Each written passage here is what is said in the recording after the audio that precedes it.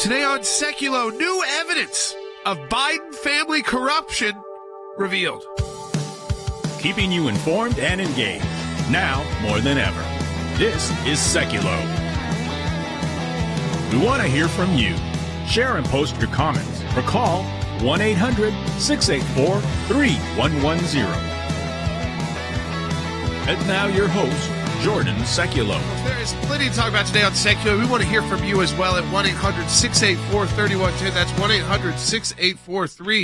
1-800-684-3110. First up, Comer makes the announcement that we were waiting for when he said to the Department of Justice, hey, before any charges come down to Hunter Biden, you may want to know about what we did research on with 20 different LLCs, all created during the time that President Biden was vice president, and at least $10 million sent to those LLCs. But, again, when you split all that down, you're talking about keeping those transactions at a much smaller amount and kind of a complicated web. So we know that there was kind of a middleman, and then it would go back out to different Biden family members, at least 9 different family members. Now, it was not clear today if that ever went directly to Vice President Biden. We know that the whistleblower who's come forward and said that there's a FBI, that there was a confidential informant, and the FBI has a document alleging that.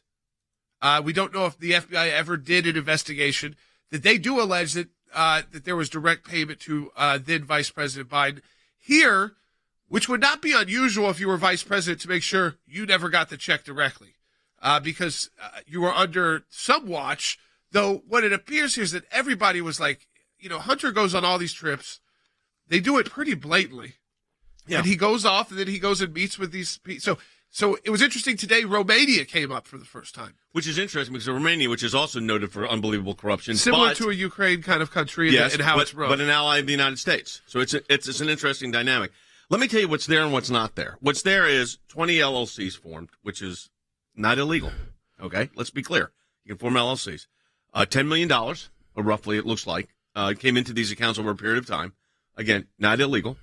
The question really is here, and it does not appear to be, there's no evidence, at least that's been presented, that this went directly to the then sitting Vice President of the United States, or even subsequently. They don't have that evidence. Is you don't know what was done for those funds.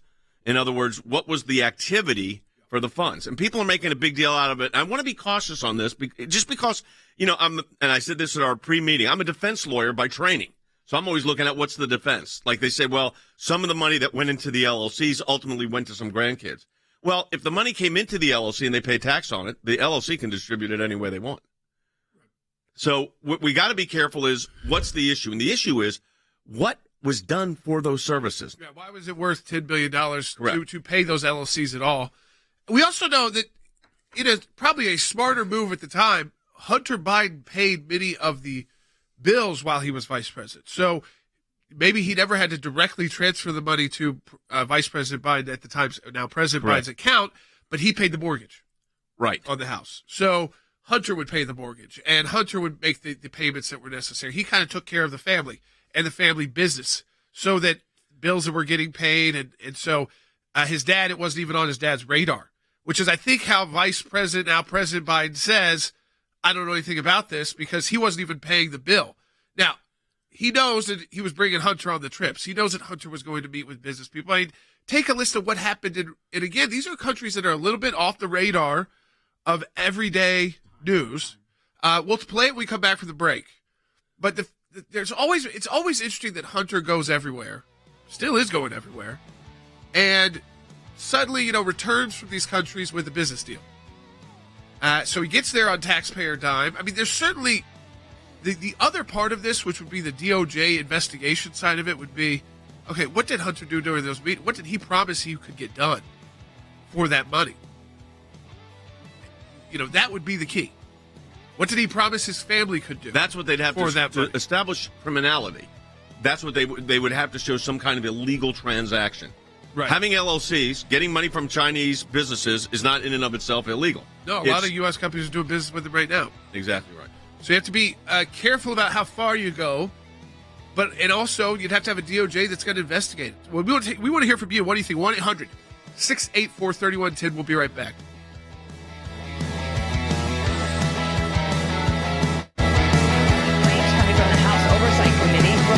Republicans tying the Biden family's business dealings to foreign nationals. Since taking the gavel in January, the Committee on Oversight and Accountability has accelerated its investigation of the Biden family's domestic and international business practices that we began last Congress.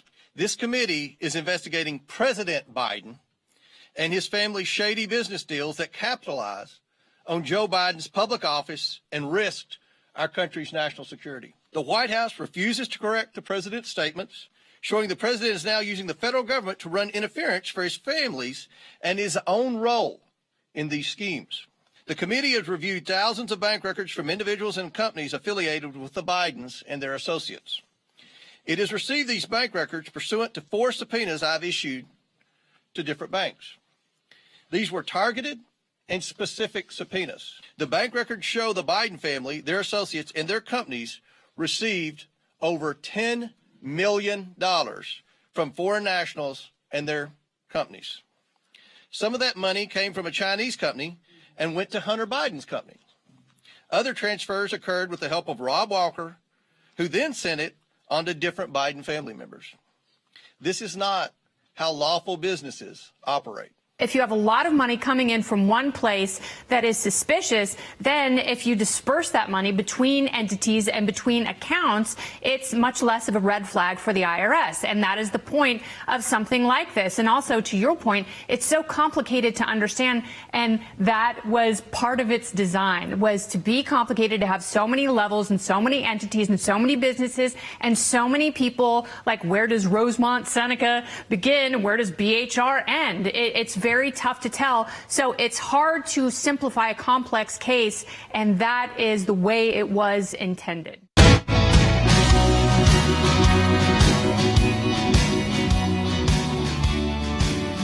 right, welcome back to Sekulow. We are taking your calls to 1-800-684-3110. So Romania came up this morning. This was the press conference by Jim Comer, chairs the Oversight and Accountability Committee. Here's the actual report they put out. This is an ongoing investigation. This is just a phase of the report. They thought this time they wanted this out before there was any movement by the U.S. attorney on Hunter Biden. And I think what they're trying to do as Congress is say, you know, when you take action, and if you take action on Hunter Biden, and it's the gun registration or gun application and a tax that wasn't paid properly from Burisma, the Burisma days, and you ignore all of this, you better be able to explain why none of this made it into an indictment. Why none of this. You know, the 20 different LLCs and $10 million, most of which he was directing. I mean, that was the one key this morning, was that Hunter Biden and his buddy Rob Walker played this key role. So, and again, he's got another friend who's in trouble too, Devin Archer, who's in trouble. Got going in, money coming in, money coming out. Now, again, a fair charge up until the Trump days wasn't even really enforced. Correct. Then they started putting people in solitary confinement over it. I mean, ask Paul Manafort if he should have registered as a foreign agent. But there was this whole discussion over, does everybody have to register? Does only one person at the office have to register? Now people are very careful and very they basically all register. So we have a process under our law where some of this you can do legally, especially Hunter. As long as the vice president at the time, who's now president, wasn't actually making policy decisions because of who was paying his son. If he was, that's where the seriousness goes to another level. So, of course, you got to pay taxes. Of course, you have to comply with the law and the foreign registration laws. But the third part, and the biggest part in the United States, and in the bigger picture, I think, is to the voter. It's, we want leaders like this, who literally have been in public service their whole life and have been enriching themselves through the public service. I mean, it kind of makes sense how members of Congress go in making $180,000 a year and then leave Congress, and somehow they've made millions and millions. But most of them will admit they don't have laws restricting that. No, I mean, the biggest insider trading doesn't apply to them and things like that. Well, that's true. There are people who want to reform that. They talked about it today in the press conference. Some of the problem is that they have laws that are way too loose on the executive branch. Remember that the basis upon which a subpoena can issue for all this information is a legitimate legislative purpose. The legitimate legislative purpose here is this may well be transactions that happen, but they also may not be illegal, or criminally, or even a violation of civil law in the United States Code. So what Congress has to look at is if this kind of transaction can happen where you've got the family of a vice president getting all of these assets, and you can imagine if this was, Trump's family getting all these assets, you would look at, is there a law violation here? And the problem that you got right now is they said it at their press conference that they don't have a particular violation of law at this point. They've got questions. I don't think this, by the way, delays the Hunter Biden indictment that's forthcoming, which is probably mostly tax charges. I don't think that I don't see how this impacts that. Yeah. This will be, again, unique to see how it plays out. What we always have warned the whole time is that you don't want to claim that you have more than you can deliver. Did they hear, do you think? I think it was close. They admitted today this is complicated. Even to get it out into a press conference, because you're talking about 20 different LLCs, 8 years that they're focused on, when he was vice president. Transactions that, again, because there's so many different LLCs, each transaction was fairly small on a scale of it wasn't like all $10 million came in through 2 transactions. Right. They came in through thousands here. I think in one transaction, it took 3 different payments to equal $1 million over 3 or 4 months. So in some sense, they were watching how that money was coming in. Well, that's because obviously they were spreading it out through LLCs. But again, if you're taking advantage of tax law that's legal, that's not a crime. Obviously, that's the opposite of a crime. You're just taking advantage of the let me law. say something also about these special, suspicious activity reports. They're called SARs. You'll see those come up. I mean, they made a big deal about that with President Trump, that there were SARs issued regarding him. Most of you that are listening, if you've got an unusual transaction, one of our lawyers has family in Canada, they send money in from Canada to the United States, maybe a gift, that could trigger a suspicious activity report. So SARs get triggered easily. I'm not trying to diminish this, because it certainly raises a lot of questions. I mean, there's no doubt it raises a lot of questions. I always look at this both as a defense lawyer and even as a prosecutor and saying, what crime? Remember when we were representing President Trump, I would go on air and say, so you had Anderson Cooper pounding you with these questions, right? And you'd say, okay, Anderson, tell me what rule, law, or regulation has been violated. And they never could come up with one. I'm afraid that based on the information we have right now, that's still the problem. Yeah, but they even mentioned ethics today. When I say I'm afraid, I mean, it's just where the evidence is. When we talk about ethics, again, you can talk about, listen, I mean, you can impeach over much less, but would you do it? I don't think Republicans should. I think that this whole idea of impeachment is ridiculous, that Democrats started impeaching over anything and everything just because you feel like it. I mean, so just because you can. The second part is I get a little nervous when they start talking about ethics as the first problem, because I like talking about criminal activity. Like, if you're going to get rid of people, it better be criminal activity, not just I don't like their ethics. Yeah. Because, I mean, that standard, then none of our guys are getting elected either. Because, I mean, they're politicians, they're human beings. Well, you have George Santos has been indicted. Yeah, what happened to President Trump yesterday? I mean, it's pretty tough stuff. Yeah. It's kind of a weird charge, because half it's a civil case, and they said half of what she alleged is true, half is untrue. It's weird that the jury kind of did that. But, again, that's all just goes to the voter gets to decide, right? I think this information is more likely for that purpose than it is anybody. All right, but politically, does this move the needle on anybody? I don't think people love the fact that their politicians are taking in $10 million in office, and then it's being spread out through their family. The Chinese government. Yeah. I think there's ways to. Well, it wasn't ever directly from the Chinese government. It wasn't ever directly from the Romanian government. So that takes out the foreign agent registration. Yeah, I will play this sound. This is like what they explained would happen. And I think, some of this just confirmed what we all already kind of thought about Hunter Biden. I mean, Lord, we knew he was on the board of a Ukrainian oil company, and the vice president had the prosecutor fired who was looking into the company. Right. So some of this, I think some of the worst stuff we already knew. But take a listen. This is how they said things went down in Romania. While Vice President Biden was lecturing Romania on anti-corruption policies, in reality, he was a walking billboard for his son and family to collect money. Hunter Biden and his associates capitalized on a lucrative financial relationship with a Romanian national who was under investigation for and later convicted of corruption in Romania. The Bidens received over $1 million for the deal. And 16 of the 17 payments to their associates' account that funneled the Biden's money occurred while Joe Biden was vice president. So I mean, there you go. That was an interesting one. 17 payments to get to $1 million. So I mean, I think that it feels like the guys knew that they were doing something that they didn't want to. That's why you have all the LLC. Although LLCs in and of themselves are not illegal. But I mean, you're still paying the taxes on that money. So cutting it up into smaller payments doesn't mean you're paying less taxes. It just means maybe you're not getting as much attention. Here's on what this, I want. Right? Yes. They don't get as much attention. Correct. But let me tell you what I don't want us to be. Adam Schiff. No, we don't want to. We Adam Schiff had the smoking gun on Donald Trump, and he had nothing, no evidence, nothing. So Comer's got more than that. He's got at least transactions that are suspicious. But let's not amp this up to a level that's not realistic for you, the listener, for our members at the ACLJ. This is not going to result in the removal of. Let me be clear. None of this is resulting in the removal. And you're not going to like what I'm going to say, but I'm going to say it because it's truthful. None of this is resulting in the removal of Joe Biden as president of the United States. I don't think this has risen to even a legitimate impeachment. I don't either. Yet. I mean, because you have to have the members of Congress, I think, would agree, because they're not moving for impeachment. He didn't say that today. Nope. So don't just take my word for it. Comer also, what they said was they have the money. They don't know why. I mean, they can only speculate on, and again, you speculate as the influence peddling, but influence peddling then has to violate an actual law to be criminal. Now, on Hunter, it looks like it's where he got in trouble is not paying taxes on some of that international money. And then, so that was the $400,000 for prison. That's a clear crime.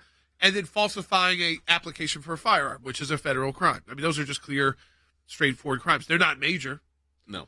I mean, the tax ones get bigger and bigger as the money gets bigger, so that could be an issue. But I think there's no indication he hasn't paid it back now. So again, what I think we have to look at is what is the next. Congress is going to have a very tough time getting to that next step. Very difficult. Because that's really why a go to DOJ, and it's not going to be. They're not investigating this. You're going to put the faith in Merrick Garland to do this work. With 16 months left So in who their gets to administration. decide? It's ultimately you put this forward so that voters can decide. Well, I think that's they what did that this about is. Donald Trump too. Of course they did. You put him through the ringer, and then you say, You decide. What do you think, Americans? And I think, listen, some of it seemed outrageous with Donald Trump. Some of it worked by just piling on. Some of it did work. People said, I can't take this anymore. Now, he's been able to turn that around, I think, with the New York DA and say, look at what they really are doing to me. They make up new laws to try and take me to court. And then people said, you know what? Maybe he was right the whole time. So it goes back and forth. We'll be right back on Sekulow. In my time in service, both as the CI director and as Secretary of State, I watched the good work that the ACLJ was doing here in the States and all across the world. The ACLJ's work at the UN, overseas with the European Court of Justice, is incredibly important. We have on our team lawyers, non-lawyers as well, that are policy experts. They're all engaged in foreign policy issues. We have been focused on protecting the nation state of Israel, particularly before the United Nations. We don't shy away from the battles that are going on at the UN and just complain about them. We actually try to go in and do something positive and actually affect change. The risk of a incomplete or unsolid relationship within the United States of America and Israel is real. Israel is very important to the ACLJ, and we will always fight for Israel's rights. We had a series of cases at the European Court of Human Rights, primarily dealing with religious liberty. And as Secretary of State, I saw this too. Nations that had more religious freedom were on firmer footing. They had better democracies. America has always been the world leader in religious liberties, in freedom of conscience, and freedom of speech. We've taken the First Amendment, and that has been our cornerstone. It's to defend the rights of people of faith and others that are having their rights abused. We not only hold our government accountable, but we hold other governments accountable. You have to keep the battle going when it's not cool anymore, when it's not the number one story on TV. You have to actually be committed to fighting it out, or else you'll never win. The ACLJ's front and center on this, whether it is going after the deep state, whether it is litigation that we're engaged in. Your support of the ACLJ enables us to do all of this. Go to aclj.org today. That's aclj.org.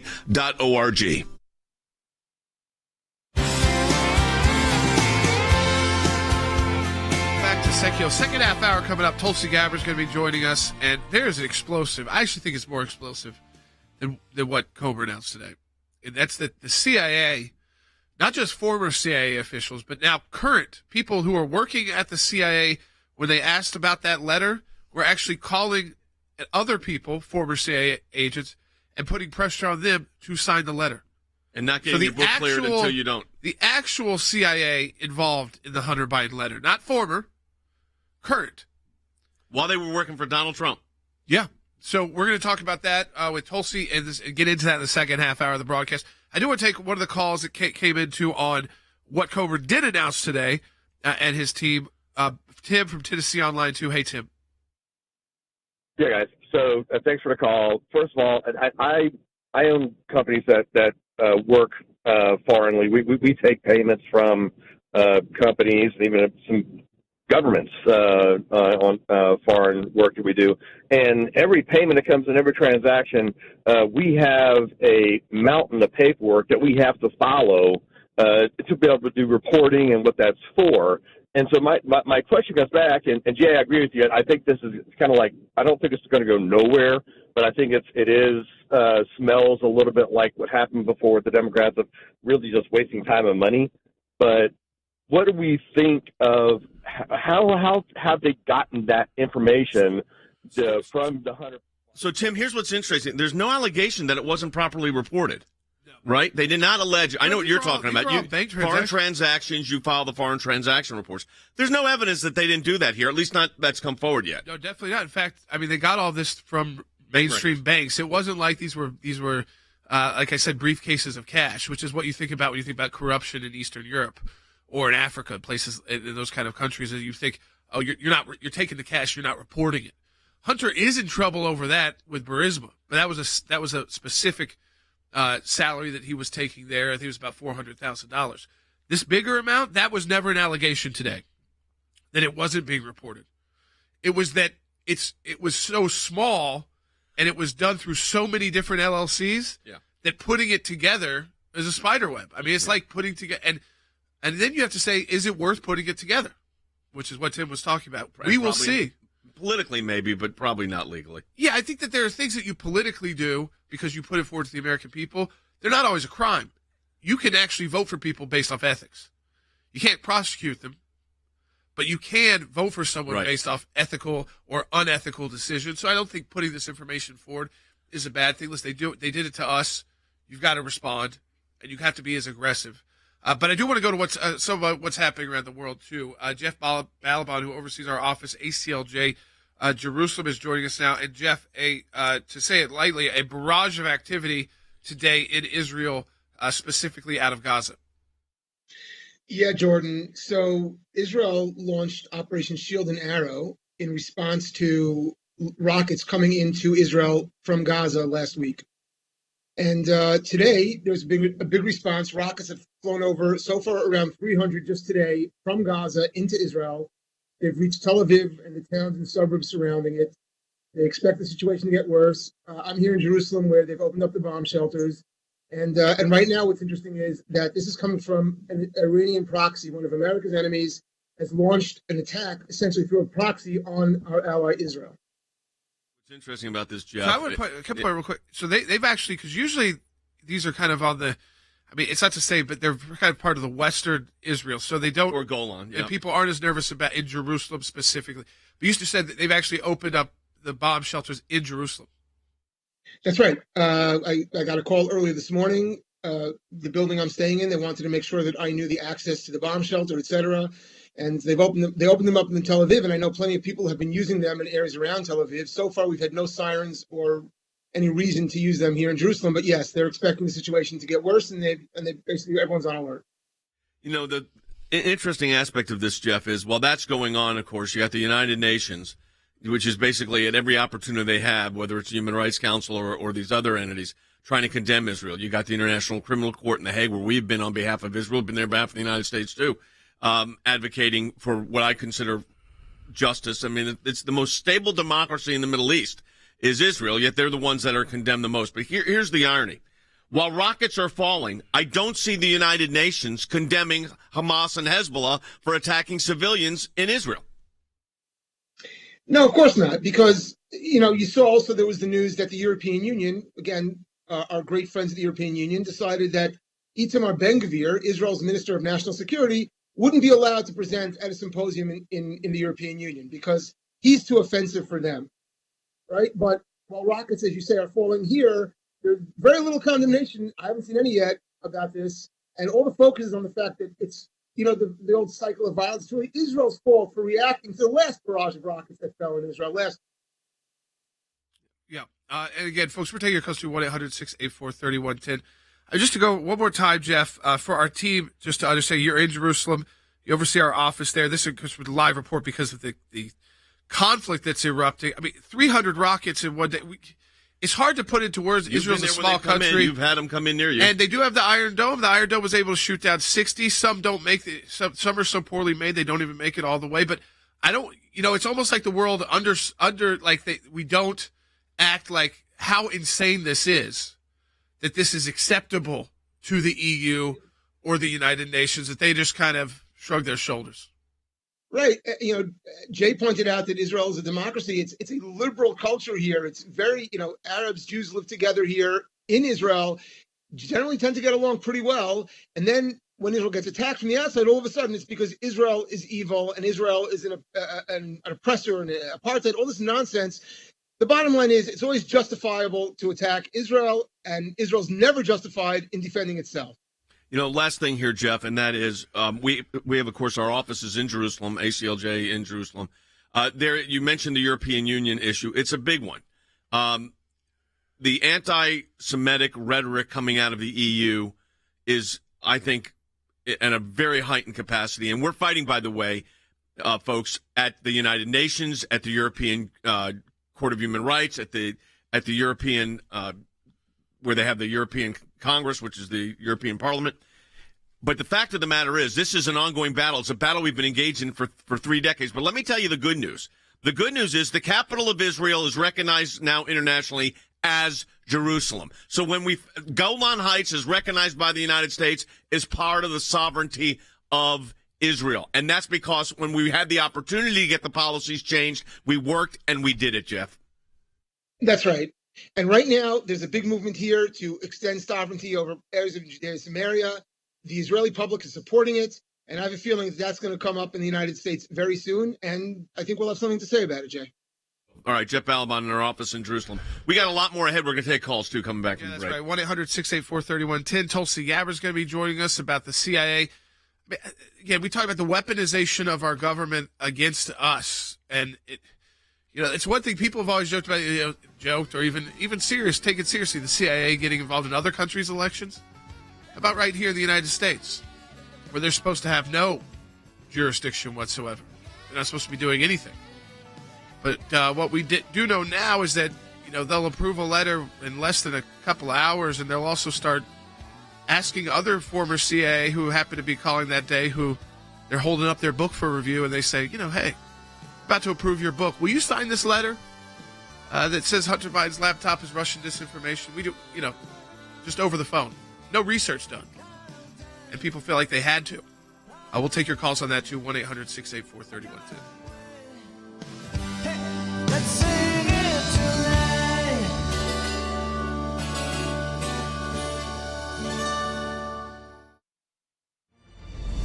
The ACLJ has a 30-plus year history of fighting on behalf of you, our members, in support of life, abortion's murder, religious liberty.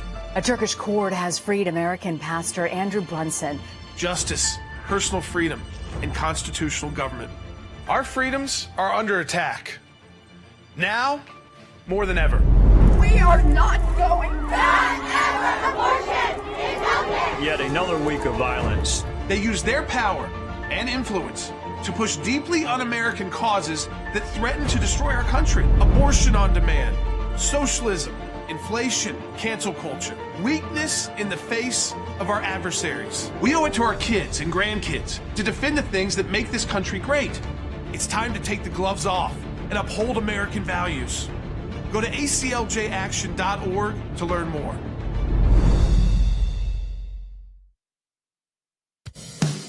Keeping you informed and engaged, now more than ever. This is Sekulow. And now your host, Jordan Sekulow. All right, welcome back to Sekulow. Second part, and I think this is actually maybe more explosive than what Comer had to announce today, in the sense of, I think for most people, they know about the Hunter Biden, they know the money from overseas. Maybe the extent this morning that was announced was, again, shocking and surprising to some folks. But if you've been following the Bidens closely, now a lot of voters don't, but if you have been following them closely, this is kind of like what you'd expect, and they don't have the smoking gun. They don't know the crime that was committed. There was no allegation of that this morning, and I always get nervous. Look, you don't want to, again, end up like Adam Schiff over and over again saying you've got evidence that you don't have, and making serious accusations against people and not being able to deliver. Now, some of that is because Congress, that's not really their role. That they don't really get to be the ones who then do the second part of the research to see if the crime has been committed. That's supposed to be investigated by Department of Justice. I mean, I think there's certainly enough there to open investigation because of all the different LLCs and the money. So, but again, we will see where that goes. Comer says there's going to be more. We'll see where that goes, and we'll see again if it does impact at all Hunter Biden's indictment, which he asked there to be no movement on that until the press conference and release of the document today. There's another document though out. This is from the House Weaponization Committee, which part of the subcommittee that's part of the Judiciary Committee. And here, the Hunter Biden statement. This is again how senior intelligence community officials in the Biden campaign worked to mislead American voters. We knew about all the former officials, Mike Morrell, I mean, literally former CIA directors, who were putting together the letter, they said, for political purposes, to help Joe Biden get elected, so he'd have a talking point in a debate 3 days after the letter came out. So the letter goes out October 19th. We actually talked about with Rick Grinnell that Morrell was going around telling people he was going to get pre-clearance, and the general assumption was, even at the beginning, it was like, no way he could have gotten that because he didn't go to them in time. Well, now we know the CIA was clearing it in a couple hours, it looked like. Yep. And not only were they clearing it in a couple hours, because that's one thing, if they went through the letter and said there was nothing in here that was actually classified, there was just opinion. Even if you believe that, okay, the second part, there's testimony from a former CIA officer. He was getting his book reviewed, which is a pretty normal process. If you're a former intelligence official, you want to write a book. So he put his book through that same committee. And on the same day, he gets called about his book. It says, hey, we're about to approve it. He gets asked by a CIA staff member who oversees their pre-clearance office, will you sign this letter saying that the Hunter Biden laptop was misinformation? So now we know that there were people actually working at the CIA, not just signing their names to the letter, not just former CIA, but recruiting people to sign their name to the letter, Dan. Yeah, and if you get the letter, by the way, if you sign the letter, we're going to get you through this pre-publication clearance quicker. To me, that's a bigger story than the Comer stuff, because this entire narrative ends up being totally wrong. So you know what I want to say to those 51, security officials, intelligence officials? You got it completely wrong. So none of them have ever yet said, you know what, we got that one wrong. They've acknowledged that they didn't have real evidence. They've acknowledged that they didn't back check anything. But if you're just playing politics, but they filed a FISA warrant against an American citizen based on this nonsense. Okay? Then they go after the laptop that comes out and they say this is that's Russian disinformation, more Russia stuff. None of that was true. None of it was true. That's the problem. Our intelligence officials can't get it right. That's dangerous. Yeah, at first it's like, are they just incompetent? And now you start realizing they're playing pure politics. Unbelievably so. You add those things both together, and you have a really ineffective agency. We're going to talk about with Tulsi Gabbard, because, again, talk about trusted institutions, and the CIA should not be messing with our elections. The fact that you can just say that as a fact right now, not as a conspiracy theory, but as a fact, that the CIA is meddling, by the way, in U.S. elections. As we've been on, I get a red alert whenever rockets go off in Israel. While we've been on, I'm talking about in the last minute, there has been 10, including where you and I were, where we were under a rocket attack, Ashkelon. Just now. And we've got our office in Jerusalem working on all this, folks. That's right. Support the work of the ACLJ, aclj.org. That's aclj.org. We'll be back with Tulsi Gabbard.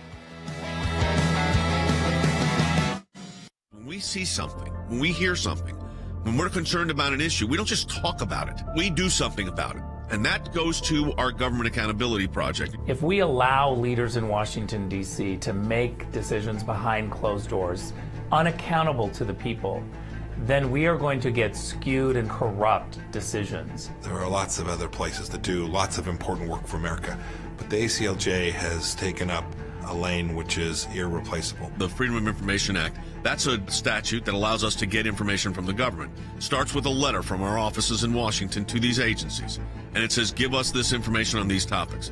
And generally, they don't.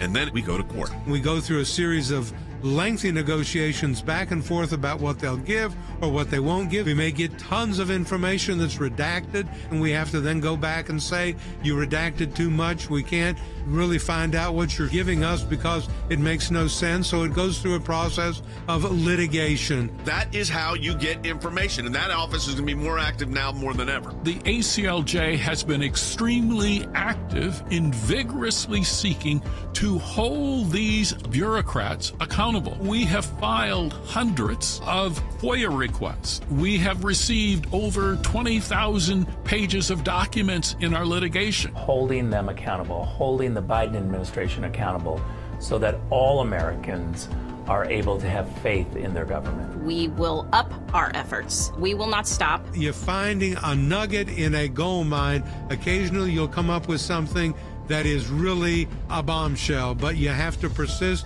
in doing it, and that's what we do. That's a little bit of what we do through our Office of Government Accountability, and of course that comes under our Office of Government Affairs. So your support of the ACLJ supports all of that.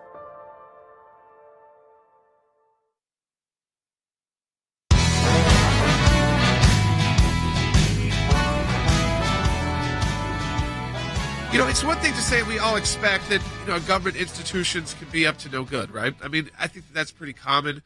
And especially, I think all Americans, I think that's pretty bipartisan, is that sometimes you question, especially even the intelligence community, their involvement in activities internationally, in elections. But I don't think we've ever been able to say directly here, which you can now today, and say that we know that there were CIA staff recruiting people to join a letter that would directly impact a presidential election in the United States of America. So we now know that there was a person in the pre-clearance office at the CIA, and that person was the same person who they sent the letter to get it cleared, which they sent to him same day. That's a little bit questionable. But they also clear CIA agents, former agents, like their books, if they write a memoir. And someone who actually was calling in about their memoir was asked by a CIA staff member in that office on the same day to sign the Hunter Biden laptop letter. So this wasn't a former CIA agent. This is not a former intelligence community official. This is not just someone inside the CIA signing the letter. This is actually someone at the CIA recruiting people to sign the letter. I want to go to our senior political and military analyst, Tulsi Gabbard. Tulsi, just right off the bat, to me, that is the kind of shocking part of even saying it without even, it's not a conspiracy at all. We now know it's as fact that someone at the CIA was recruiting people to sign the Hunter Biden letter. Yeah, Jordan, and I would venture to say that if there's one, there's likely more. There's so many issues to address here, the most dangerous of which you're talking about very correctly, which is how the Central Intelligence Agency, these former intelligence community officials, essentially stole our democracy. The irony in all of this, in this letter that they were recruiting people to sign in the days leading up to a presidential debate, the weeks leading up to a consequential presidential election, was essentially claiming that Hunter Biden's laptop could have been Russian disinformation. No facts, no evidence, nothing to say this. We see now, this CIA employee read the letter, took a few minutes to read the letter to the guy on the phone saying, hey, do you want to sign this? So there clearly wasn't any research done or, hey, show me the evidence. Why do you guys think this may be? They were trying to help Vice President Joe Biden, give him a good talking point in the debate, claiming that Hunter Biden's laptop could have been Russian disinformation when, in fact, what they were engaging in with this letter was a very clear manufacturing of disinformation to sway the outcome of an American presidential election. Yes, this active CIA employee clearly violated the Hatch Act, which prohibits federal civil service employees from engaging in political activity. That should be one of the many levels of accountability that should take place. But here we are now. We're heading into yet another presidential election next year. And yet these very, very serious issues that we assume happen in banana republics and authoritarian countries and in other parts of the world, we would hope that this would never be an issue here in the United States of America. And yet here we are. And this is an issue that the American people, those who are watching, those who are listening, need to understand the seriousness of as we head into this next election, and to hold our elected leaders accountable to bring about action to make sure that this cannot be allowed to happen again. So you've got the situation. David Carrions, he is a former CIA analyst. He's an author of a number of books. If you go on Amazon and look him up, so he's got a book and he's got to get it pre-cleared through the pre-publication classification review board. That sounds like a process that would take some time. And if you were David Carrions, I bet it did. If you were Morrell and you just sent it in as Mike Morrell did on the same day and basically said, this is good to go, we just need you to rubber stamp it, they rubber stamp it for you. Now, he's a former CIA director, so again, all of those politics going on there. But David Carrion says he's on the phone about his book. And while he's on the phone with the book, a staff member affiliated with the pre-publication classification review board informed him, and these are the people that are going to green light whether or not his book gets to go out, of the existence. So they say, hey, there's this Hunter Biden laptop letter. Would you sign it? And he ends up signing it. And I mean, I wonder, too, if like the inference there is because he felt like he had to, since they were the ones deciding if his book was going to come out. But one of the things, Tulsi, we're trying to get to as well, and we're working on the FOIA right now, and it's always a war when you go to a FOIA with the intel community, but it's worth fighting, is how far up the chain. Who else knew at the CIA? Did Gina Haspel know that she had staff at the CIA asking people to sign this letter?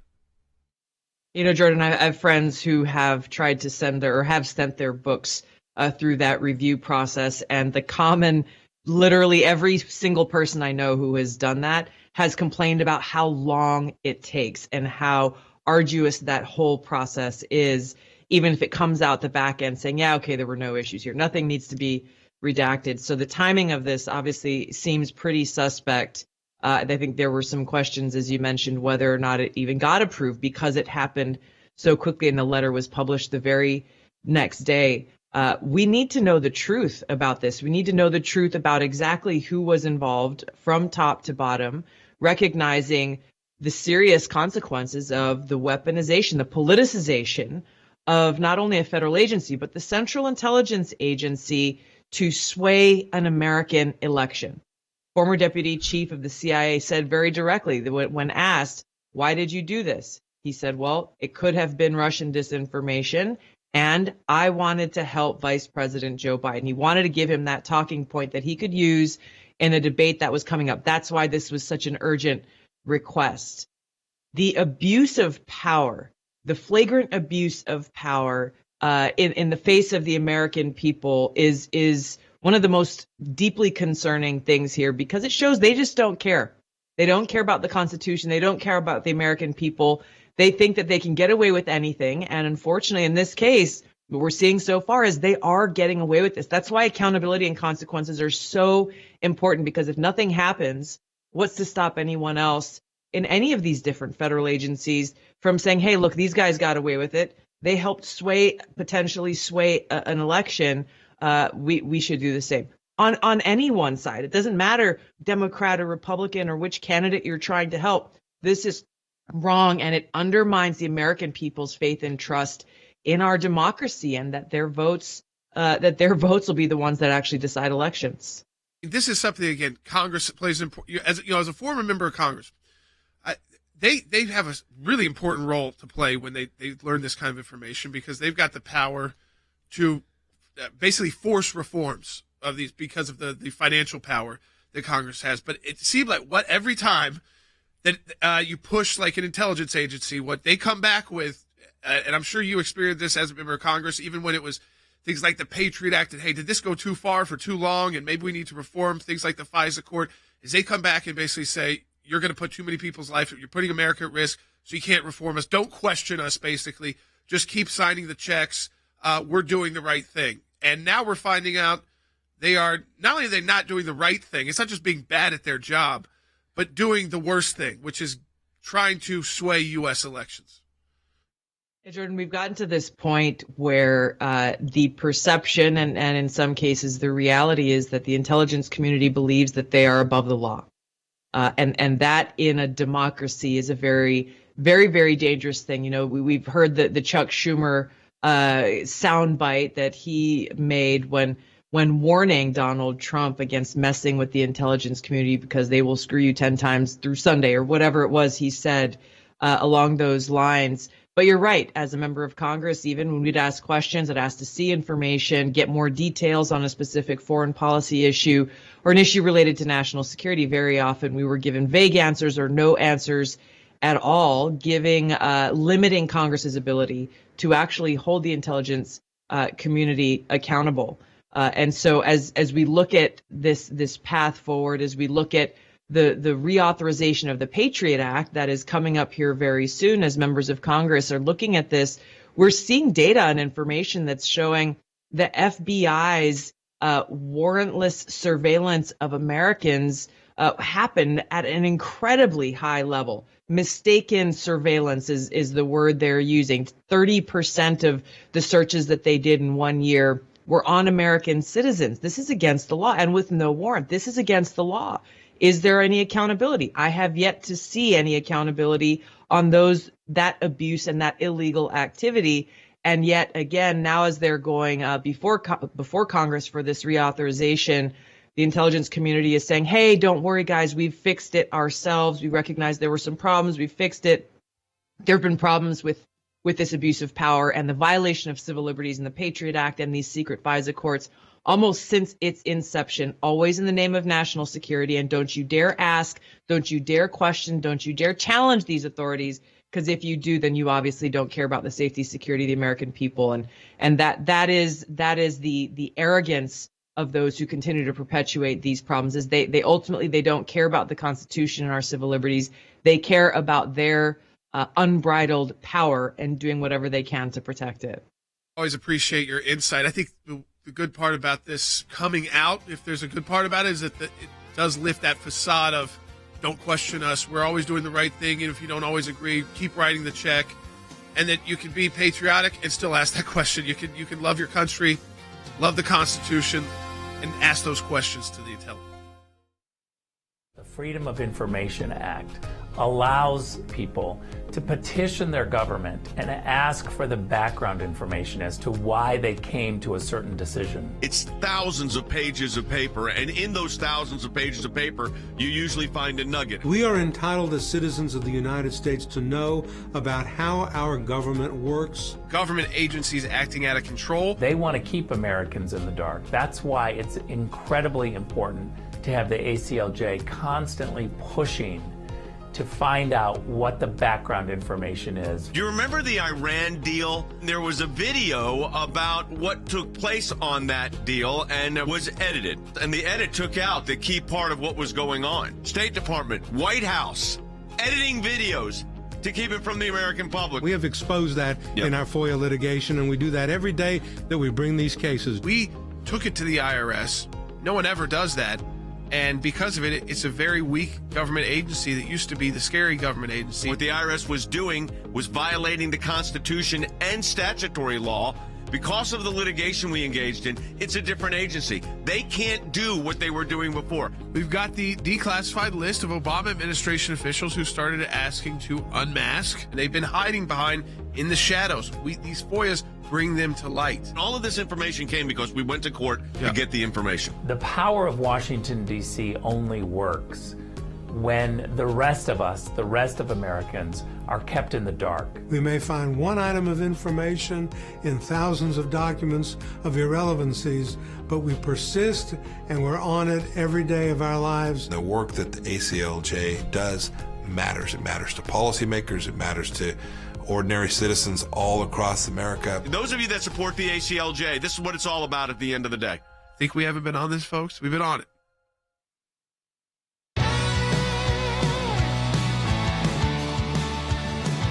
Welcome back to Sekulow. Yeah, I really do think when we were talking about Tulsa, we had to leave with the Comer news because we know everyone was leading with that Comer news. I think people are trying to figure out, okay, what did he exactly say? What did he not say? We always want to be fair and honest with you here at the ACLJ. How far did he go? How far are they away from, alleging actual crimes and the specifics? And they were honest about that. They said, we know that there's all these financial transactions. What we don't have is what they were for. And then what they were for would be the important part to know if the influence, directly where's the influence peddling. Did the Romanian business person pay you not to go after the DOJ, not to investigate him, even though he was being investigated in Romania? Stuff like that is what would, I think, lead to the next level. And I don't know that Congress can get to there. I think that a good DOJ could. Do you expect Merrick Garland to? No. So you've then got to leave it to the voters, right? And I think that's what you're ultimately doing with a lot of this information. Because while law works on actual laws and not just ethics and what seems right or wrong, and that's good for all of us, elections don't. You can decide not to elect a person because you think, they're just too shady for me. You can say, I don't really like the way that they're handling things. You as a voter just get to make your decision. Now, we hope that when we make that decision, it's not going to be influenced by the CIA. And we know it was in the last cycle. So when they say that, you can't be almost like an election denier, you can't question the election, I think you certainly can. Now, look up, if the CIA is getting involved in your elections, I think you can question the whether or not we have an election integrity in our country. Yeah, I think that, look, if you look at the top list of things that are concerning our audience right now, it's one of the studies we've done. Election integrity is in the top 5. It's sometimes in the top 3 of issues of importance. The economy usually is pretty high up there, as well as election integrity, because regardless, there's been so much conversation around it that even if you're not someone who's what you would say an election denier, someone who thinks, if you think, Biden won the election fair, square, whatever, you've at least had the question now. You've at least been around that topic enough to at least have the conversation. Yep. People are asking those questions, and that's okay. It's okay to not just go in blindly, vote, and assume everything is going to be taken care of. You do have to vote first. You do have to do that. You do absolutely have to. But, I'm saying this, it's okay to ask questions. Bigger questions, like who is influencing how people are voting. Yeah. That's what we're saying the CIA was. That's pretty just shocking to say, just outright on a broadcast. I don't know if I ever thought I would just be able to say 100% CIA is influencing our election in the United States covertly. Yeah. I mean, that's a huge statement. So we're paying them with our taxpayer dollars to tell us who to vote for? Yeah, and it's just not. And tell us what information. You're going to ban media outlets based off that letter, which they did? We said the FBI, the CIA, these are things that were, up until fairly recent history, kind of universally praised. There was obviously always some controversy here and there. The human stuff goes wrong, but it didn't seem like there was a top-line agenda. Maybe RFK Jr. is right. There maybe was agenda from individual people, but it didn't feel like as much as there was top-line agenda. Agenda coming from everyone. Yep. So, yeah. Yeah. I mean, then you go into what RFK Jr. said, who says, you ask a lot of times the Kennedy family members, what do you think involved with your uncle's assassination? And he outright said it. CIA this week. Oh, I didn't see that. I mean, yeah. I mean, so you start questioning those. You say, okay, that's always been around. Like when I was at GW, I had a professor that he was 100% on that. Yeah. That was not really a partisan thing to say that, by the way. Then it kind of became like Democrats became the government, and it's like a partisan thing to attack government. And so the Democrats, like Tulsi was bringing up, who was a Democrat, Chuck Schumer is defending the intelligence. That's not their job. Like a member of Congress should be holding them accountable, not saying they're going to take you down, take a U.S. president down who questions whether or not what they're doing is right. The next, I do want to hit this too, because I think it's going to be the massive story. Yeah, in the next 48 hours. Yes, and we now know that this affects not just border cities, right? The immigration problem, Title 42 coming to an end, and President Biden admitting what is going to ensue. Take a listen. Is the United States ready for the surge of people that's going to come across the border starting later this week? I spent about close to an hour with the Mexican president today. We're doing all we can. The answer is it remains to be seen. We've gotten overwhelming cooperation from Mexico. We also are in the process of setting up offices in Colombia and other places where someone seeking asylum can go first. So, but it remains to be seen. It's going to be chaotic for a while. It remains to be seen. Yeah, if you're admitting already it's going to be chaotic, you're prepping people for a disaster. A win right now for them would be if it's not a complete disaster. Yeah, but he's now said it's chaotic. He set the bar at chaotic. That's what I'm saying. So what does chaotic look like? Is the withdrawal of Afghanistan with chaotic and 13 people dead? It was pretty chaotic. It's pretty chaotic at the border already. Yeah, I mean, how many people have to lose their life? Right. Before it's not just, it's just going to be a little chaotic for a little bit. Again, or maybe I think it will get dramatically worse. Maybe their idea is make people's expectations that it's not going to be that bad. And then, or that it's going to be horrible. And then when it's not as horrible, they'll back off. We know that they want a surge. Their long-term play is that they think this is going to help them politically. So you put up with the bad actors that come through. You even put up with the drugs. Because long-term electorally, if you can legalize this community, long when Joe Biden's gone, but this is the Democrat view. It's obvious through Mayorkas. They're not getting rid of him. Now, he might go after the next administration. Maybe if it gets bad enough, it's chaotic. But so far they haven't because they agree. They want to fully transform the electoral base. They think this is the way to do it by bringing people here illegally. And then one day they'll be legalized, which, by the way, has never happened for all these people living in the shadows. So you can almost call that a pipe dream. Yeah. And then they'll be so thankful that the Democrats did that they will vote Democrat. That is a pretty, again, it's a long-term political play, but it is a real political play.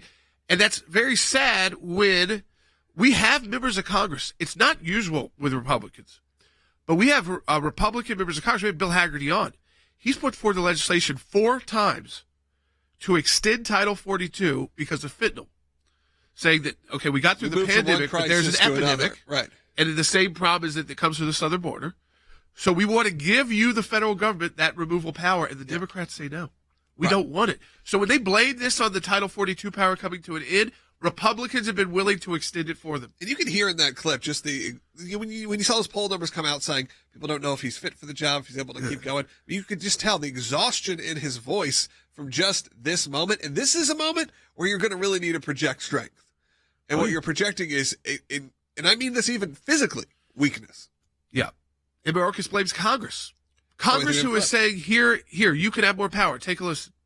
I cannot overemphasize that our current situation is the outcome of Congress leaving a broken, outdated immigration system in place for over 2 decades, despite unanimous agreement that we desperately need legislative reform. It is also the result of Congress's decision not to provide us with the resources we need and that we requested. Okay. You know what, the ACLJ, we support a strong border. And listen, should we have immigration reform? I think we'd all agree. That's not the problem at the border. The problem at the border is border security. They stopped building the wall. They stopped remaining in Mexico, and they're giving up the Title 42 power, which was very effective. Not great, but effective. And when Congress is trying to extend it for them, Mayorkas ignoring that because they don't want that removal power, because that means they have to take the illegal immigrants out of the country. They don't get to stay here and wait 10 years for their case. We're going to be filing a FOIA on the CIA. Support the work of the ACLJ, aclj.org.